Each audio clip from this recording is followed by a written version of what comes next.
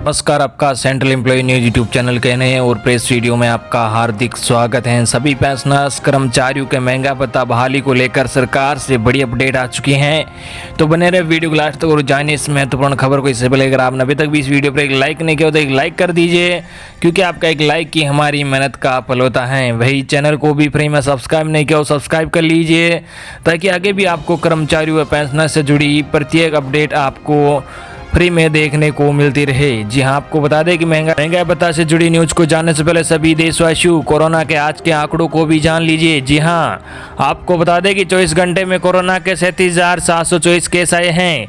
648 लोगों की मौत, मृतकों का आंकड़ा 29,000 के करीब। भारत में कोरोना वायरस के केस लगातार बढ़ते जा रहे हैं। आलम यह है कि कई राज्यों को फिर से हफ्ते या 2 हफ्ते की अवधि के लॉकडाउन का ऐलान करना पड़ रहा है। इस बीच भारत में पिछले 24 घंटे में 37,724 नए केस मिले हैं, जबकि 681 लोगों की जान गई है। इसी के साथ भारत में संक्रमितों की संख्या 11,92,915 पर पहुंच गई है। साथ ही कोरोना ने मरने वालों की संख्या अब 28,732 हो गई है। देश में सबसे ज्यादा प्रभावित राज्यों की बात की जाए तो महाराष्ट्र में हालात काफी खराब हैं। यहाँ पीड़ितों की संख्या 3,27,000 पर पहुंच गई है। वही 24 घंटे में 246 नए मौतों के साथ अब मृतकों की संख्या 12,276 हो गई है। देश के कुल मौतों में 1/3 से ज़्यादा हिस्सा महाराष्ट्र का ही है। संक्रमित राज्यों में दूसरा नंबर तमिलनाडु का है, जहां एक दिन में 4,965 नए संक्रमित पाए गए हैं। इसी के साथ राज्य में अब पीड़ितों का आंकड़ा 1,80,643 हो गया है।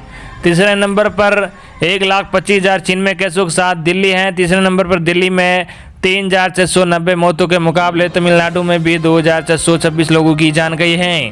फिलहाल भारत के लिए एक सुकून देने वाली खबर यह है कि अब तक कुल मरीजों में से करीब 63% यानी 7,53,000 से ज़्यादा लोग ठीक होकर घर लौट चुके हैं। पिछले 24 घंटे में ही करीब 28,000 मरीज डिस्चार्ज किए गए हैं। देश में एक्टिव केसों की संख्या 4,11,000 है। केंद्र सरकार ने पीपीई किट्स और मास्क की एक्सपोर्ट पॉलिसी में संशोधन कर दिया है। अब हर किस्म के medical coveralls, surgical drape, isolation apron, surgical wraps, X-ray gown को छोड़कर medical goggle, non surgical mask से अलग सभी मास्क और मेडिकल नाइट्राइल, एनबीआर ग्लव्स और फेस शील्ड का एक्सपोर्ट बैन ही रहेगा। भारत में 24 घंटे में 3,43,000 टेस्ट हुए हैं। अब तक 1,47 करोड़ से ज़्यादा सैंपल जा सके हैं। देश में 24 घंटे में कोरोना के 3,43,000 टेस्ट हुए हैं। भारत में कोरोना के बढ़ते केसों के साथ ही सरकार दिल्ली से जल्दी टेस्टिंग तेज करने में जुटी है। ICMR के मुताबिक अब तक देश में कुल 1,47,24,546 सैंपल टेस्ट हुए हैं। हालांकि भारत का टेस्ट पॉजिटिविटी रेट अब 10% के करीब पहुंच गया है, जबकि रिकवरी रेट 63% के नीचे आ गया है। आंध्र प्रदेश सरकार का फैसला, स्थिति ठीक रही तो 5 सितंबर से खुल जाएंगे स्कूल। देश में कोरोना के बढ़ते मामलों के बावजूद यहां उद्योग और कंपनियों को खुलने की छूट मिल गई है। वहीं अब कई अन्य सेवाओं को खोलने की मांग उठने लगी है। इस बीच आंध्र प्रदेश सरकार ने फैसला किया है कि राज्य में स्कूल 5 सितंबर से खोल दिए जाएंगे। हालांकि आगे का फैसला स्थिति को देखने के बाद ही लिया जाएगा। बता दें कि आंध्र प्रदेश में अभी कोरोना के 58,000 से ज़्यादा मरीज, वही राज्य में 758 लोगों की मौत हो चुकी हैं। अगली बड़ी खबर, घर बैठे आपका पैन कार्ड बताएगा सबको, जानेंगे इनकम टैक्स से नोटिस आएगा या नहीं। ऐसे में अगर आपको ये पता लगता है कि आपको ITR का नोटिस आएगा या नहीं, इसके लिए आप अपने पैन कार्ड का इस्तेमाल कर सकते। आपको बता दें कि 10 अंक का पैन नंबर आपकी टैक्स प्रोफाइल के बारे में बता सकता है। केंद्र सरकार का कर विभाग भी आपके पैन नंबर की मदद से ही आपका टैक्स प्रोफाइल चेक करता है।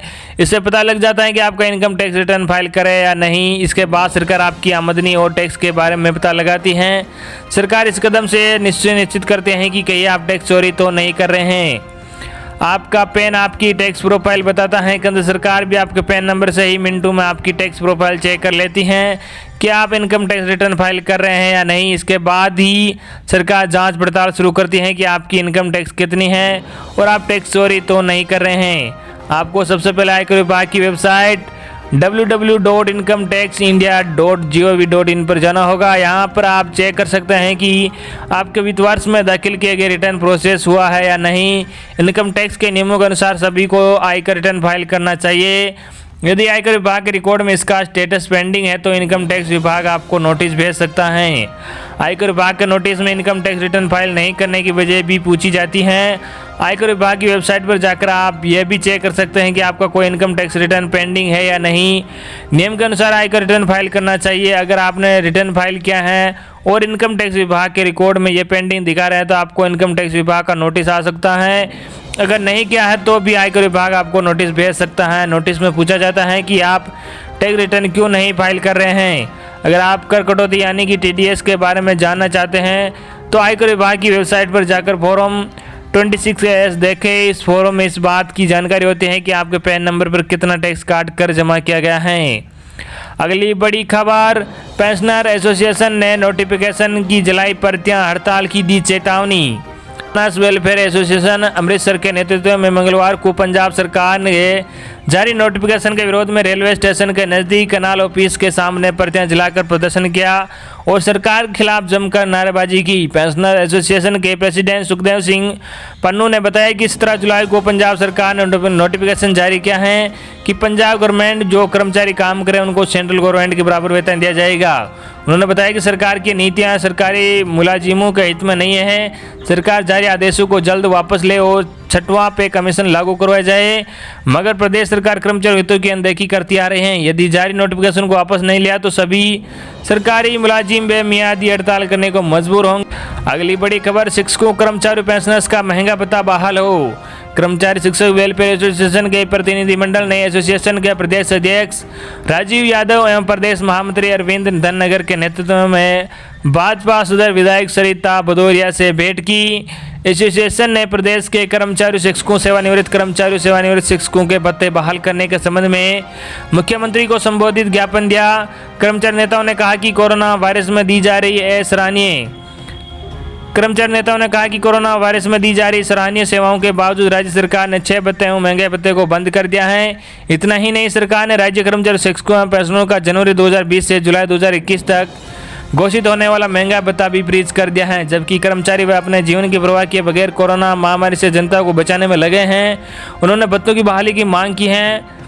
विधायक सरिता भदौरिया ने कर्मचारी नेताओं को भरोसा दिलाया है कि शीघ्र ही कर्मचारी शिक्षकों की मांगों की मांग पत्र मुख्यमंत्री को भेज दिया जाएगा। महंगा भत्ते के लिए राज्य कर्मचारी आंदोलन की तैयारी में। जी आपको बता दें कि महंगा भत्ते को लेकर राज्य कर्मचारी आंदोलन के मूड में आ गए हैं। कर्मचारियों का कहना है कि अगर सरकार इस पर ध्यान नहीं दिया तो इससे गंभीर परिणाम होंगे गंभीर परिणाम होंगे। राज्य कर्मचारी संयुक्त परिषद के अध्यक्ष विजय कुमार निगम ने कहा कि राज्य कर्मचारी संयुक्त परिषद द्वारा मुख्यमंत्री व मुख्य सचिव को लिखे गए पत्र पर सरकार द्वारा गंभीरता से विचार किया गया है। इससे कर्मचारियों को जुलाई का इंक्रीमेंट नहीं रोका गया है। अब परिषद महंगा भत्ता बहाली के लिए एक बड़े आंदोलन की तैयारी कर रहा है। उन्होंने बताया कि 22 जुलाई को एक विशाल कार्यक्रम GPO पार्क लखनऊ में संपन्न कराया जा रहा है। उन्होंने सरकार से मांग करते हुए कहा कि आश्रितों को 1 माह के अंदर नौकर अमूल्य कराया जाए। जिन कर्मचारियों को 2-3 साल से चिकित्सा एवं उपार्जित अवकाश स्वीकृत नहीं किया गया है उनके अवकाश स्वीकृत किए जाए तथा सेवानिवृत्त कर्मचारियों को प्रत्येक दशा में 3 माह के अंदर पेंशन दी जाएगी। अगली बड़ी खबर, प्रधानमंत्री नरेंद्र मोदी आज इंडिया आइडिया समिट को संबोधित करेंगे। भाषण पर दुनिया भर की निगाह है। नरेंद्र मोदी आज यानी बुधवार को अमेरिका भारत व्यापार परिषद के इंडिया आइडिया समिट को संबोधित करेंगे। प्रधानमंत्री का संबोधन आज स्थानीय समय के अनुसार शाम 8:30 बजे होगा। USIBC की 45वीं वर्षगांठ पर आयोजित इस शिखर सम्मेलन पर दुनिया भर के लोगों की नज़र होगी। शिखर सम्मेलन के दौरान कोरोना महामारी के बाद की दुनिया में भारत अमेरिकी सहयोग और उनके मुद्दों पर चर्चा होगी। प्रधानमंत्री कार्यालय द्वारा मंगलवार को जारी बयान के मुताबिक इस साल के इंडिया आइडिया समिट की विषय वस्तु बेहतर भविष्य का निर्माण है। भारत अमेरिका सहयोग पर हो सकती है चर्चा। बयान में कहा गया है कि शिखर सम्मेलन में भारत और अमेरिकी सरकार का शीर्ष नीति निर्माता अधिकारी और व्यापार तथा समाज के विचारक शामिल होंगे। इस शिखर सम्मेलन का आयोजन 21-22 जुलाई को होगा। इस साल के शिखर सम्मेलन को संबोधित करने वालों में भारत के विदेश मंत्री एस जयशंकर, अमेरिका के विदेश मंत्री माइका पोम्पियो, वर्जीनिया के सीनेटर मार्क वार्नर और संयुक्त राष्ट्र में अमेरिका के पूर्व राजदूत निक्का हेली शामिल हैं। बयान में कहा गया है कि शिखर सम्मेलन में महामारी के बाद की दुनिया में भारत अमेरिकी सहयोग और दोनों देशों के बीच भविष्य में रिश्ते जैसे विषयों पर भी चर्चा होगी। तो ये थी आपके लिए आज की बड़ी और बेहद ही महत्वपूर्ण खबरें। आई होप कि आपको आज की हमारी जानकारी पसंद आएगी। धन्यवाद।